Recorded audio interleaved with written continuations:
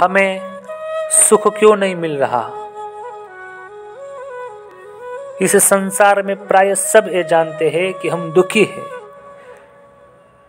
जितने भी कर्म करते हैं, जितने भी कार्य करते हैं, उस कार्य के पीछे एकमात्र उद्देश्य होता है कि हम दुख से मुक्त हो जाए।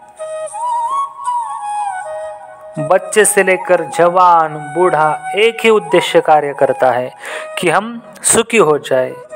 सुखी होने के लिए बहुत मेहनत करता है ये जीव, लेकिन सुख नहीं पाता। आखिर प्रॉब्लम क्या है? आखिर ये जीव इतनी मेहनत करने के बाद भी सुख क्यों नहीं पा रहा? संसार का जीव अपने आप को सुखी करने के लिए, प्रसन्न करने के लिए सिनेमा घर में जाता है, फिल्म देखकर अपने आंखों को तृप्त करना चाहता है, फिल्मों के गाने सुनकर, गाने देखकर अपने मन को तृप्त करना चाहता है, होटल में जाकर अपनी जिह्वा को तृप्त करना चाहता है। एक करते करते करते पूरा जीवन मिट जाता है, लेकिन सुख नहीं मिलता। आखिर कारण क्या है? कारण यही है भक्तों, आज तक हम सुखी होने के लिए जितने भी प्रयास किए हैं, ये सारे प्रयास शरीर के लिए है। प्रयास तो बहुत किए कि दुख हट जाए और सुख मिल जाए, लेकिन ये प्रयास शरीर को सुखी करने के प्रयास है। परंतु वास्तविक तो यह है कि हम इस शरीर नहीं, हम आत्मा है, आत्मा।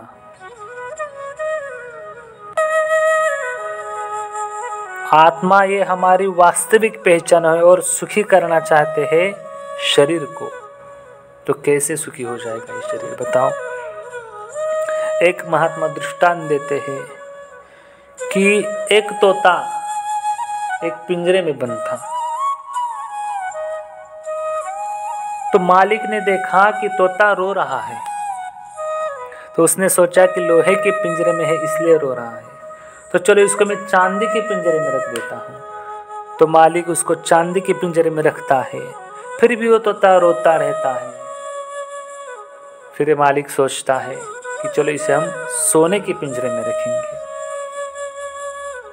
फिर नया सोने का पिंजरा बनवाता है और सोने के पिंजरे में रखता है। फिर भी देखता है कि तोता रोता ही रहता है। अब सोचा कि रियल डायमंड का पिंजरा बनवाऊंगा और उसमें तोता को रखूंगा, फिर तो तोता खुश होगा। फिर रियल डायमंड का पिंजरा बनवाता है और फिर देखता है, फिर भी तोता रोता ही रहता है, रोता ही रहता है। भक्तों, इससे एक स्पष्ट होता है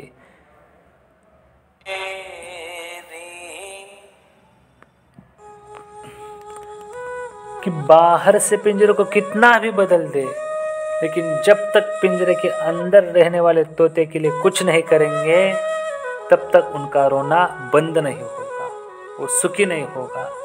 ठीक उसी प्रकार इस शरीर रूपी पिंजरे के हम कितना भी मेहनत करें, इस शरीर रूपी पिंजरे के लिए हम दिन रात कितनी भी मेहनत करें, लेकिन इस शरीर के अंदर रहने वाले आत्मा के लिए कुछ नहीं करेंगे, तो हमारा जीवन कभी सुखी नहीं मिलेगा और हम कभी सुख को प्राप्त नहीं होंगे।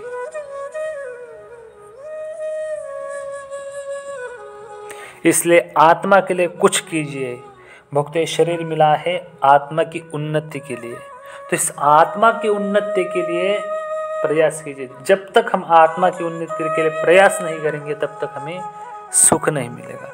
तो आत्मा की उन्नति करने का एकमात्र उपाय है प्रभु श्री रामचंद्र भगवान के चरण पकड़ लेना, अर्थात उनकी भक्ति कर लेना।